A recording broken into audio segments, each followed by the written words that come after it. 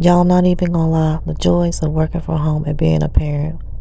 Although my children, I consider them young people, when they're not feeling well and they could just be present close by me, it just does something to my heart. I don't know if you all like that. I mean, just being a parent, it never changes, no matter how old they are.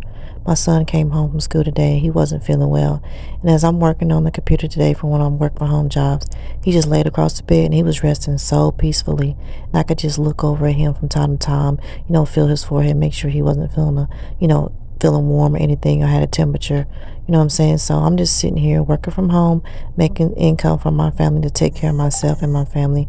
And I have my child laying across the bed, resting peacefully, letting his body heal from whatever's going on with him. I think he had like a little bug or something. But I'm just telling you, like, moments like this is priceless. I remember days when I used to have to work 12, 16 hours, and have to leave them at home and just keep calling on them, checking on them. You know what I'm saying? Not actually physically being able to be there with them by their side while they were sick. Or the other downfall of not being able to work from home or having this opportunity to be an entrepreneur is that, whenever your children